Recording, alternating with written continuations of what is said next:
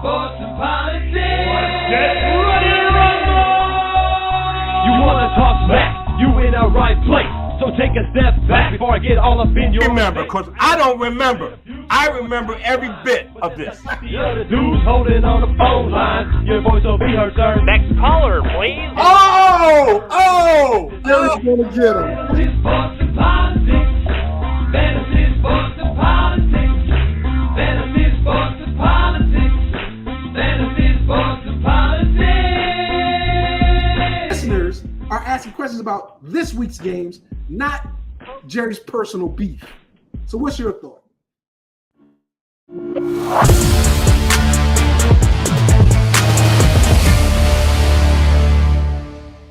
Welcome everybody to Fantasy Sports and Politics. It's me, Mr. FSP, doing what I do because I do it for you all day, every day. And I gotta let you know, in a few days, we're gonna have NFL football season 1 start. And with that being the case, things are gonna get a little rocky around here. Attitudes and energy. But in the interim, we have some great college football we're going to talk about, along with my top 15 fantasy defensive positions, or not IDPs, but defenses. I want to talk about that because there's a problem. I'll be very honest with you. There's a problem with people that have defenses in leagues, but you don't get a lot of points for those defenses. You know, it's like we got to have defense in here somewhere. You don't want to do IDPs, but you want to give 5 points max to a defense or 0 points. That makes sense to me. But if you use a method that allows you to give points to defenses that do certain things, like holding within certain yardage, points, of course, tackles, assisted tackles, tackles for loss, sacks, interceptions, and stuff like that, you can have a defense that is pretty valuable, right? Hey, I want to thank my boy Stephen Miller Pitts for checking in. But here's the thing, guys. Defense can and does win championships in real life and in fantasy. It's just, how do you value them? How do we get to that point where we say it's not just a throw-in stat so we cover defenses? I'm going to tell you some information, make your own decision, and then I'm going to talk about the game that's going on right now between Texas and Ohio State. Look, there's some great games in college football lined up for today. I honestly hope that we enjoy this weekend, Labor Day weekend, and then get into this last quarter of the year, beginning with football, September to October. And then when October 1st comes, the physical year, for those that don't know what I'm talking about, FISAL, not the PH one. And start off with a bang, man. Start with a bang, because we got to get it done. We got to get it done, right?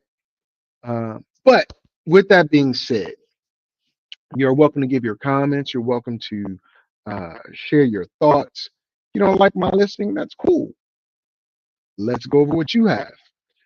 And tomorrow I'll be doing a show specifically for my fantasy football draft. I'm going to live stream my league's fantasy football draft. Okay. I do it every year, and hopefully some people come on. I'm getting threats about it being legendary from an old fossil that used to be on this show. I hope he comes on. I hope he comes on and he is respectful and understands his role. But if not, it's not a problem. Not a problem. As you can tell, I can do this all by myself. But with that being the case, what music are we going to play today? Let's get a little rock music, shall we? Let's do that. Is that too loud for y'all? No. We'll leave it right there. Let's get into my top 15 NFL defenses that you want to have. It's only 12 teams, right? But, well, it depends on your league. Let me hold off on that. But if you have my top 5, you're going to have a wonderful, wonderful defensive score every week. Win or lose, because these teams know how to turn the ball over. They know how to get sacks. They know how to get interceptions and score, as well as their special teams. That's the other part people don't think about with these defenses. There has been a reduction in kick returns for touchdowns and punt returns for touchdowns, but the NFL has tried to touch those things, and we'll see what happens, right? But let's begin. As you can tell, scrolling down at the bottom of this screen, we have my number 15. And number 15 happens to be from the great state of New York. And last year, they finished defense 26. Robert Saleh was an excellent coach. However, and that defense was stacked. It just didn't work out. Aaron Rodgers and all that just didn't work out. So the team defense was on the field a lot more than it should have been. This year, the Jets have the strength of schedule of 2, which isn't bad, but it can be bad. Okay, so last year, let's go over their fantasy points. And again, why have a defense if there aren't, legit points for them to make any difference? So the highest total points that the Jets defense scored all year was a total of 16. They did that twice. Now this is in this format. I actually give credit for stuffs, turnover on downs, and all that. But the categories that got points for this are tackles, assisted tackles, sacks, pass defense, interceptions, fumble recoveries, and touchdowns. That's more of a traditional scoring style, right? The least amount of points the Jets scored was -4. On the flip side here, I kind of dig the negative numbers for defense. If your defense gives up, let's say 400 yards, over 21 points, or 28 points, because in my league, if you hit 28, you get 0. If your defense gives up 28 points or more, or 28 points, it's 0. 35, I start to go negative. Okay? But that -4 came against Buffalo when they only had 5 pass defensive, if I'm not mistaken. Yes, that's it. They had a lot of tackles. That what was that? 34 tackles, 23 assisted, but 5 assisted. But they gave up the cheeks, so to speak, to Buffalo. They got negative points. They finished that week the number 32 team in the NFL. This year's schedule is not going to be nice. I'll be honest with you. It's not going to be nice to them.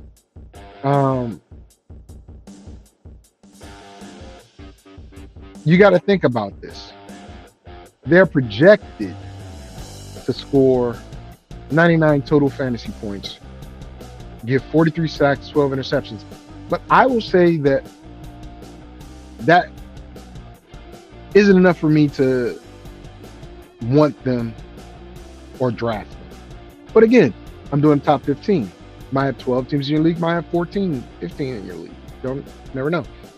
The Jets defense, for all of its luster that's on that defensive side of the ball, and Aaron Glenn being the head coach, I'm going to temper my expectations and expect this type of output, and I'm not going to draft them.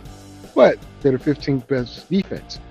And I'll tell you right now, I'm not going to be a homer. I don't have the Commanders in my top 15 at all. I don't like how their run defense is, and they're playing a lot of shell type of coverage. It allows for interceptions, but I don't know. They give up the cheeks too. But the Jets are my number 15. My number 14 team happens to be the Super Bowl runner-ups, Kansas City. Some people might think Kansas City is a good defense. Actually, they're not that good. Last year, they finished defense number 12. This year, they have a strength of schedule of 29. And look, highest point total they got last year, 21 points versus Cleveland. Right? That's when they had 34 tackles, 20 assists, 5 sacks, right? That was crazy. 5 sacks, 9 pass defense, 4 interceptions, and 2 fumble recoveries. That's not normal, right? But their least amount was -4. I don't count this necessarily because it's the last game of the season versus Denver, but it's part of their record, right? Let's take that off the table. So their next least was 1 point. That was versus Buffalo. Buffalo has a potent offense, y'all. That week they finished defense number 23. They have 41 total solo tackles, 19 assisted, no sacks, 2 pass defense, and 1 fumble recovery. No interception. 1 interception, no fumble recovery. Again, why have a defense that's going to give you these type of points in this range? Because really, they average, if I'm looking at all these numbers right, they average around 8 points. That 21 point is a big boost, right? But they average about 8 points a week. You can have an individual IDP give you the same thing, if not more, weekly. I would do more than 1 IDP if I'm replacing the defense. I would probably do 2 or 3. I do 3 actually in my league. But I also have a defense, but I also give more points. My number 13. Now, my number 13 comes at you from the sense of there's been a change at the coordinator position. Aaron Glenn is no longer in Detroit, but the linebackers coach stepped up, became the defensive coordinator, and I like the guy and I like his energy. He finds a way to find talent. With that being said, I think they're going to blitz more and be more man-to-man. Detroit, I truly believe they're going to be a shootout. Last year, they finished defense number 10 with the 30th strength of schedule this year. It's not bad. Also last year, their highest point total was 18. They did that week 6 versus Dallas. Okay, that's when they finished defense number 1. I finished defense number 1 twice in a year, which isn't a negative thing. It's just 18 points.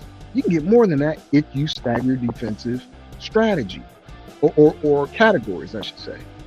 But they had 36 tackles, 21 assisted, 4 sacks, 10 pass defense, 3 interceptions, and 2 forced fumbles. They turned around and did a very similar behavior in week 8. But again, it is what it is. They're projected to finish with 105 points, 43 sacks, 14 interceptions. this year. Look, I don't know about the Lions. I don't know if they're going to be able to finish in the top 10 again.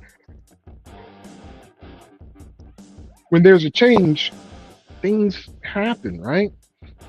But we'll see. My number 12, as you can tell, are the Chargers. Last year, they finished defense number 9. They have the third strongest strength of schedule. Last year, their highest point total was also 18, week 9, also versus Cleveland.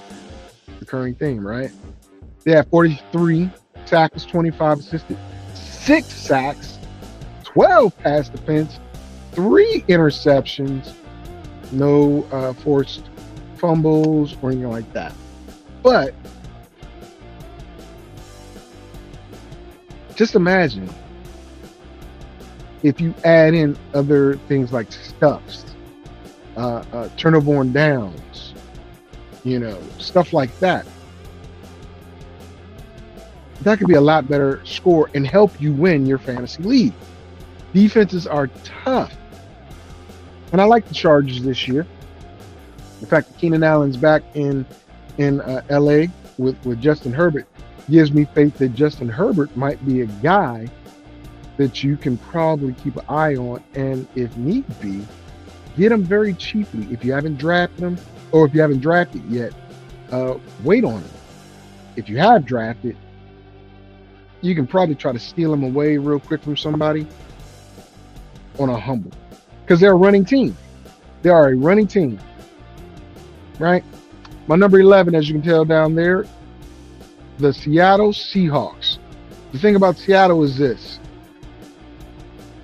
They have a very young, very talented defense, but that defense needs to be honed a little bit. Last year, they finished number 5 overall. This year, they have an 18th strength of schedule. Last year, their best output was 20 points, week 12, versus Arizona, where they finished defense number 2. They had 32 tackles, 23 assisted, 5 sacks, 6 pass defense, 1 6 interceptions, I should say. Right? No, 6 pass defense, 1 interception, and 1 defensive touchdown. They get around, man. They do. The Seahawks get around. However, I'm not liking the fact Sam Darnold's a quarterback there. And I think the defense is going to be on the field a lot more than they should be. I will tell you this. This is not somebody I'm willing to talk to right now. I got work to do. All right. But I have them at number 11. So you might ask, who do you have in your top 10? Well, I'm going to start off like this. There are a lot of animals. There's all these teams that name after animals. But now we're starting to get to teams that complement their offense. Right? These previous 5 really didn't complement their offense. But here we go. Number 10, the Buffalo Bills. Are you going to circle the wagons and be a Buffalo Bills fan? Some people have them higher. I don't, because Milano is really the catalyst for that team, but they're starting to fade out. Last year, they finished defense number 6. They have the 4th strongest strength of schedule right now. And last year, their highest output was 18 points in week 2. Their lowest, they got -4 week 14. And that was versus the Rams, which isn't good, right? -4 points. They had 45 tackles, 36 assisted tackles, no sacks, 2 pass defense. That's it. Now, I'm going to ask, should you get -4 points for that type of performance? What did the Rams score? See, with an IDP, unless they're fumbling when they get an interception or turnover, you're not really going to get any negative points. And it's tough, right? Because you want to try to do something. You want to try to do something good. Also, I was mistaken. The highest point total was week 10 when they had 19 points. That's when they had 41 tackles, 22 assisted, 4 sacks, 5 pass defense, 3 interceptions, 1 fumble recovery, and 1 defensive touchdown. They put up a lot of stuff, man. They did. These teams get a lot of freaking penetration. They cause a lot of turmoil, but their point values need to be upgraded. Just my feeling on it. My number 9. Now, this team is number 9 now. Before, I'll be honest with you, I did not have them in my top 15. But they made a strategic move yesterday or day before, I think it was day before, where Micah Parsons was picked up from the Dallas Cowboys. Green Bay last year, believe it or not, finished defense number 3. This year they have the 22nd weakest or strongest strength of schedule. Adding Micah Parsons to that team, right? Like last year, they were the 3rd best scoring defense in the NFL. They lost a few people, but they added a big cog, right? Highest point total was 21 points. Their lowest was 2. Okay? 21 points, week 3 versus Tennessee. Need I say more? 35 tackles, 16 assisted, 8 sacks. 8. 2 pass defense, 2 interceptions, 1 fumble recovery, and 1 touchdown. 8 sacks? They're getting after the quarterback. What do you think Micah Parsons is going to do now? And they play the Cowboys week 4. Interesting times, people. And this year they're projected to make 112 fantasy points with 47 sacks, 13 interceptions. Now that was before this information or this calculation happened before the Micah Parsons deal.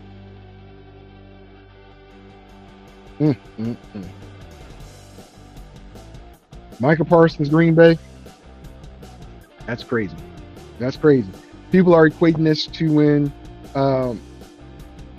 the Minister of Defense went up to Green Bay,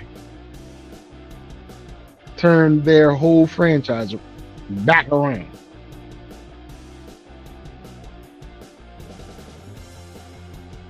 Reggie White, he is not, but can the impact be the same? Maybe. All right. My number 8 is a team that some people are like, huh? Listen, I'm going to tell you right now, I've been raving over this team's makeup. Now they got to come and put it out on the field. Last year they finished defense number 31. This year they have the 7th strongest strength of schedule. But I love the addition.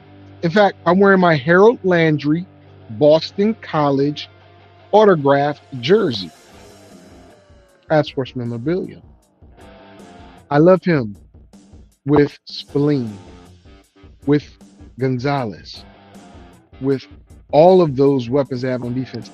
And the offense looks like it's going to be trouble. That's why I got him up here.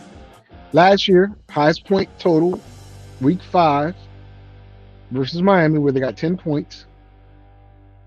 They have 47 tackles, 34 assisted, 3 sacks, 5 pass defense, 1 interception, 1 fumble recovery. Their lowest. Hence why there was a change made and all the money was spent to get these defensive players. -4, 38 tackles, 45 assisted, 1 pass defense. Is that one interception? One pass defense. I'm telling you to look out for New England's defense to carry them. Look out for Drake May and Stephon Diggs connecting.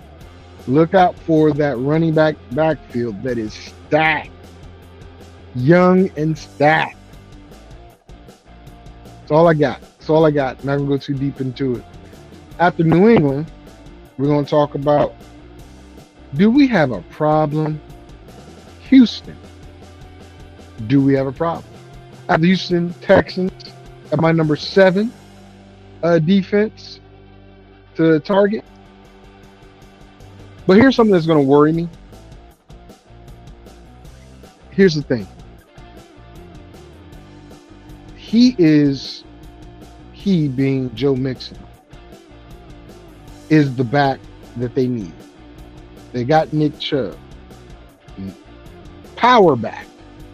Not really catching the ball. Mixon runs and catches. It might not be a full Nick Chubb show. However, the reason why Houston might have a problem, and they have an awesome defense, is they don't have everything on the offense side of the ball. This is the only team in my top 10 that really does not complement the offense right now. Because the offense is lacking because of injury. Not because they're not good, but they're not healthy.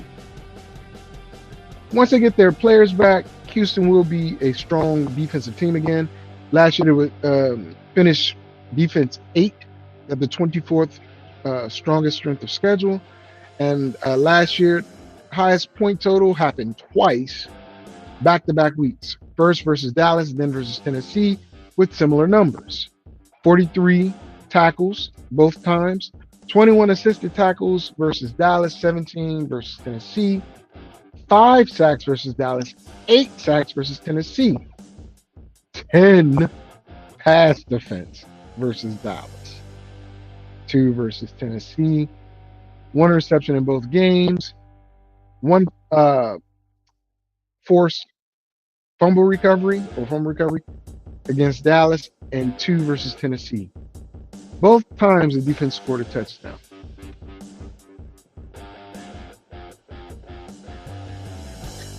I can only tell you how important those things are. That's way more than 19 points. But some people don't like it. I get it. But not once did they have a negative point total.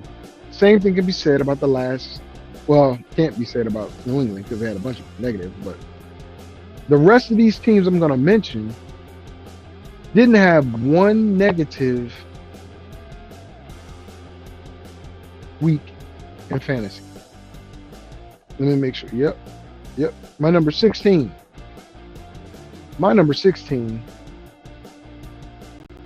is last year they finished, well, they had 2 negative weeks, but they finished defense number 11, right? They are some young monsters. The Rams have a strength of schedule 19. Highest output they had last year was 22 points. 22 points. So far, those are the most points any defense scored. Now, it's not going to be that, but 22 points versus Seattle week 9. 41 tackles, 31 assists, 7 sacks, 8 pass defense, 3 interceptions, and 1 TD. Lowest, -3 versus Philly. Similar numbers as what they had versus Seattle, but not the same outcome. That 1 sack versus 8 plays a big role, right? 39 total, 32 assisted tackles. Same total tackles, 41. 1 sack. 1 sack. Very similar in the other areas, but It is what it is. My next team. Now, I told you when I was doing the IDP linebackers and linemen that two of their linebackers combined for 26, 27 total sacks on their own. This team finished defense number 2. They have the 25th strength of schedule this year, and they know how to get after the quarterback. Highest total points, 22 week 1, 40 tackles, 24 assists, 5 sacks, 6 pass defense, 2 interceptions, and 1 touchdown. In all, they had 3 total touchdowns all year, a rack of interceptions, and a hell of a lot of sacks. They complemented the Minnesota Vikings offense with Sam Darnold. They kept giving him the ball back. They did. Minnesota, do not sleep on Minnesota's defense. Do not. Quarterback change does mean something, though. I would have had them in my top 3 or 4 if not for that QB change. Just the way it is. My number 4 comes from the great state of Pennsylvania, where last year they finished defense number 17. This year they had 28th strength of schedule, and they're young. Boy, are these guys young. Not one negative point game all year, but again, they don't score in abundance, but when they do, they do. Last year they had 20 fantasy points versus those Cowboys. Very happy about that. 33 total tackles, 19 assisted, 3 sacks, 7 pass defense, 1 interception, 4 fumble recoveries. Putting a body on a body. That's what it is.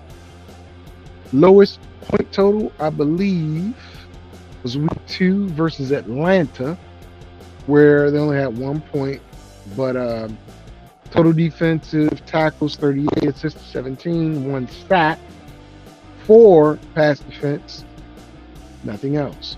But one thing I like to say is every game except the last one, every game except the last game of the season, this team got a sack. Every game except the last one, the team got a sack. Philly. Monsters, baby. Monsters. Well, that takes me to my number 3. Some people have this team ranked number 1, but I was like, I can't put them number 1. I can't. Even though last year they finished defense number 1, and this year they have a strength of schedule of 12, I still couldn't find myself to put number 1. But there's some dogs on this team. Last year, well, they had 1 -3 game, but they also had 3 20+ games. So let me go double-digit scoring weeks.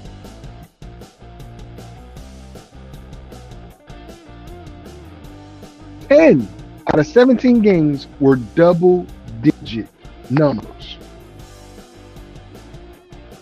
10. Let's go over the 20, right? We've beaten Cleveland up enough, but they gave up the booty. Again, giving 20 points. Carolina, New Orleans, week 7, 40 tackles, 24 assisted, 6 sacks, 3 pass defense, 0 interceptions, 2 fumble recoveries, 1 touchdown. It was ridiculous. I said I wasn't going to read Cleveland's stat line versus Denver, so I'm not. I really want to. But against Indy, check this out. 35 tackles, 30 assisted tackles, 2 sacks, 7 pass defense, 2 interceptions, 2 fumble recoveries, and 1 touchdown. And last year, They had a total of 5 defensive touchdowns.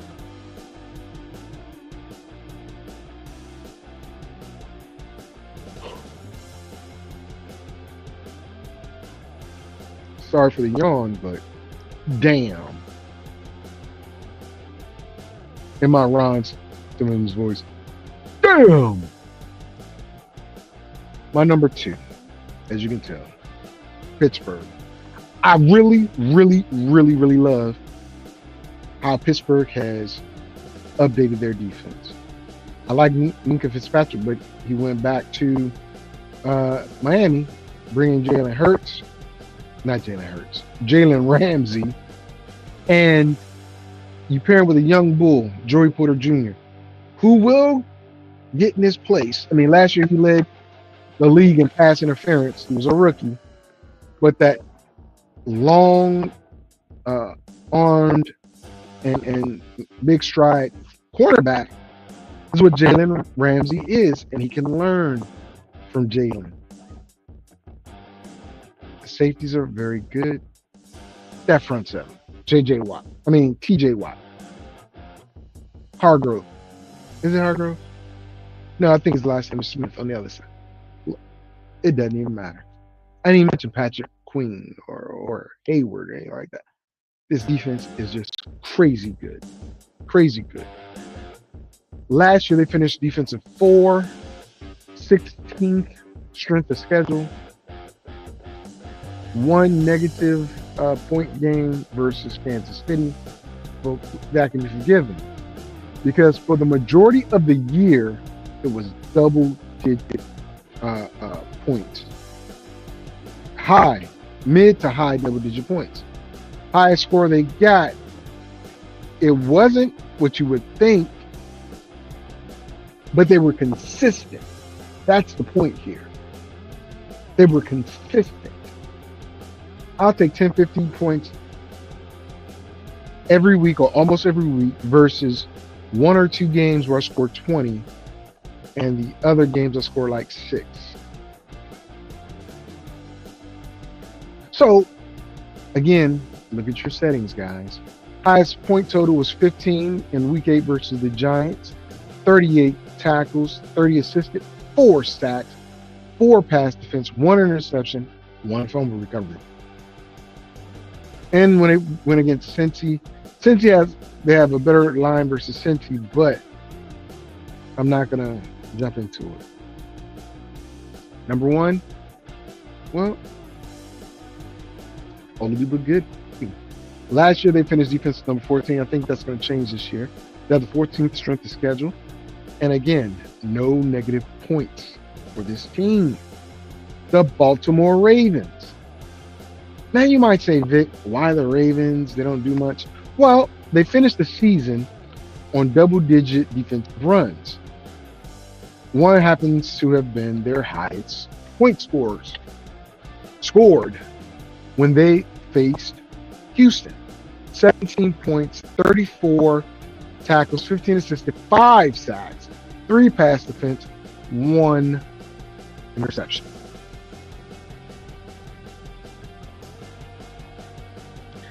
I think it's going to get a lot better this year. Don't ask me how. I just believe they are. All right, that wraps up my top 15 fantasy defenses. Let's go over them again. At number 15, I got the Jets. 14, Kansas City. 13, the Lions. 12, the Chargers. 11, the Seahawks. 10, Buffalo. 9, Green Bay. 8, New England. 7, Houston. 6, the Rams. 5, Minnesota. 4, Philly. 3, the Broncos. 2, Pittsburgh. And 1, good old faithful Baltimore. Good old faithful Baltimore. That's where I got. Now let's talk about this game. I'm gonna peek around the corner to see if Texas has scored, because last time I saw it, Ohio State was about to score. It's at a commercial right now. I don't know. I might be behind everybody else, but I'll check on my phone. Reason being is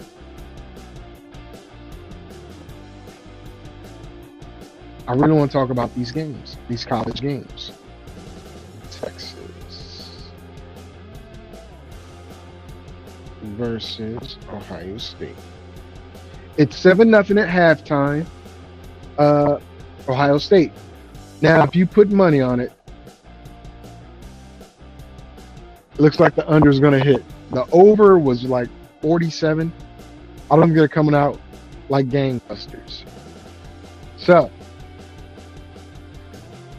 might be losing some wagers, right? But Texas comes in, they go into the big house. They ended up being the favorite by 1.5 points by the time the game started. They were dogs all up until this point, but that changed. With that being the case, you have to think about it. How does, and this could possibly be the national championship game.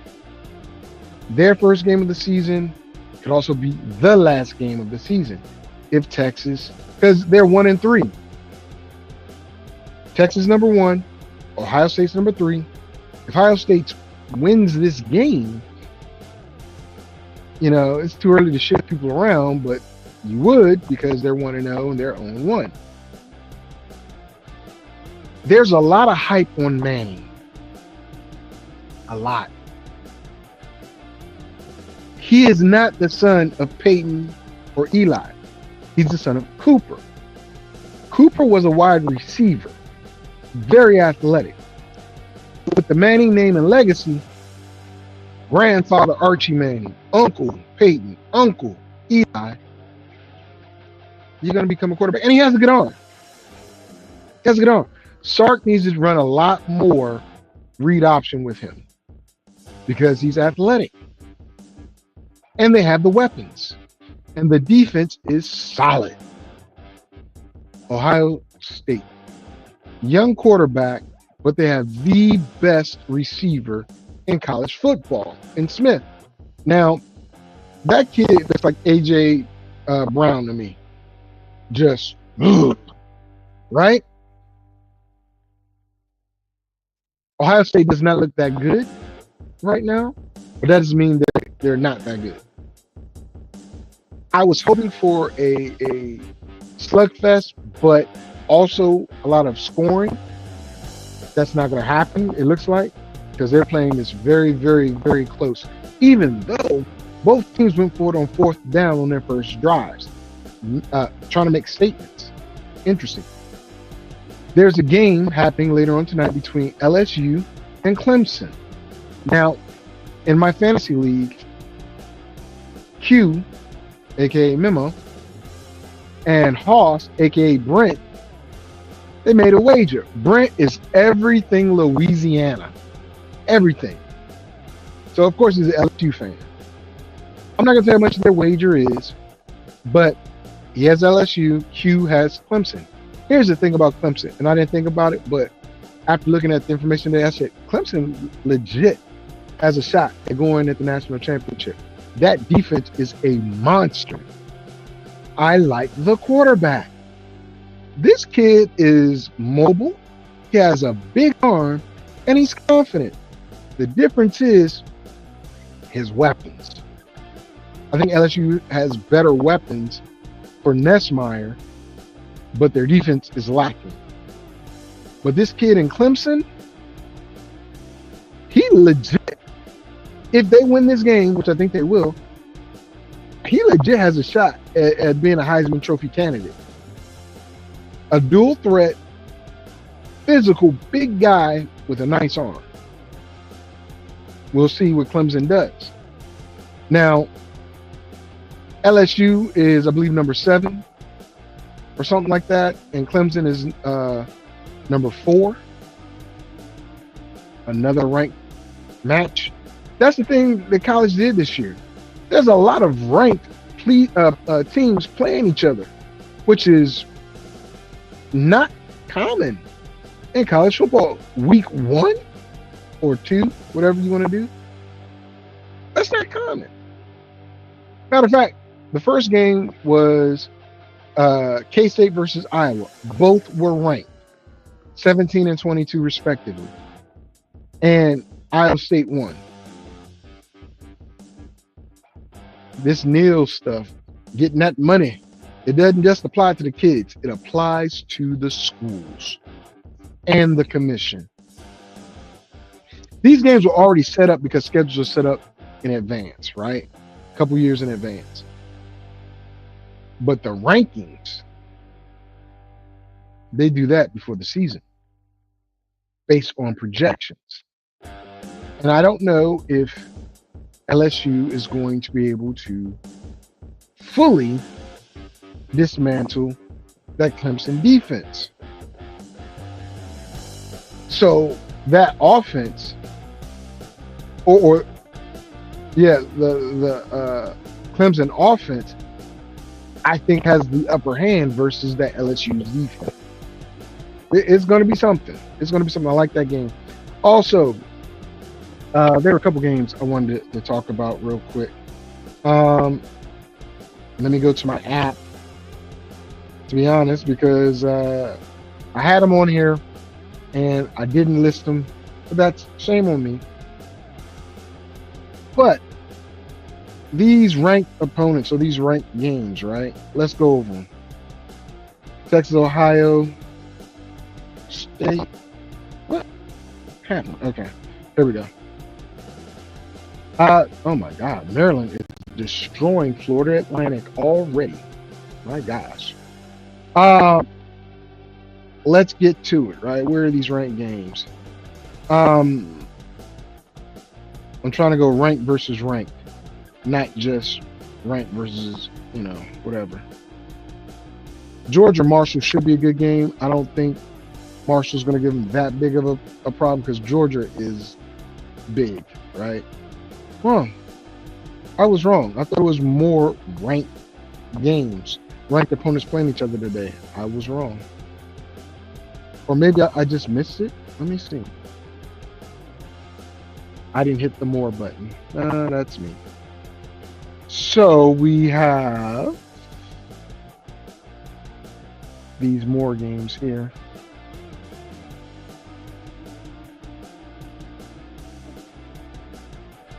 Georgia, Alabama. Oh, that's a time. I thought that was the actual ranking. I guess I was wrong, ladies and gentlemen. There aren't that many ranked opponents playing each other outside of Clemson and LSU and all that. But it stands to be an exciting college football weekend. At least I think so. You got Notre Dame and Miami. Let's talk about that. Miami doesn't have Cam Ward. Cam Ward, okay. We know how I feel about Cam Ward, right? But I want to bring this up because this was pretty key. Every player from the University of Miami, except for Cam Ward, and I think the tight end, were cut from their NFL teams. Right? Every player outside of Shiloh Sanders, and Shiloh got cut because he swung on somebody during the game. Can't do that. But every player from Colorado that got drafted or was unrestricted free agent are still on the 53-man roster.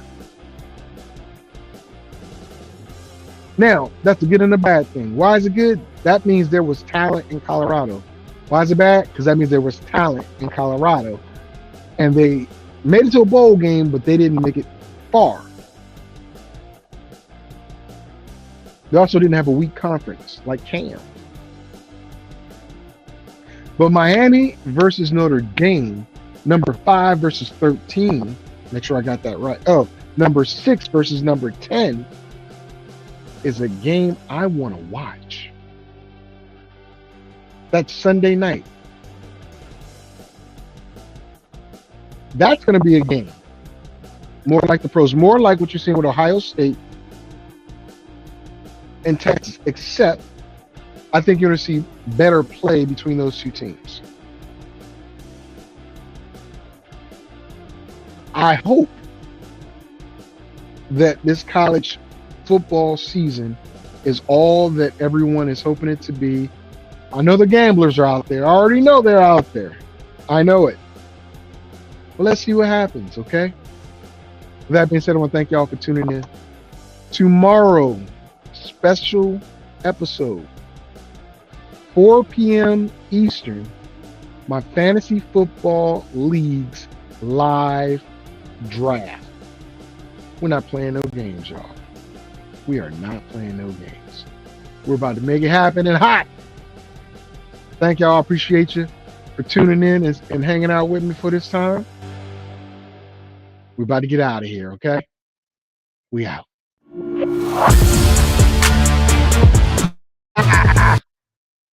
I did it again. I'm sorry, guys. I did it again. Oops, I did it again. But I'm doing it for real this time.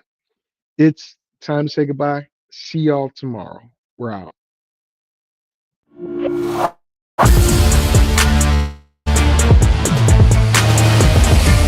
Fantasy, sports, and politics. Get ready to rumble! You wanna talk smack? You in the right place. So take a step back before I get all up in your Remember, face. because I don't remember. I remember every bit of this. You're the dudes holding on the phone line. Your voice will be heard, sir. Next caller, please. Oh! Jerry's gonna get him. Fantasy, sports, and politics. Fantasy, sports, and politics. Fantasy, sports, and politics. Fantasy, sports, and politics.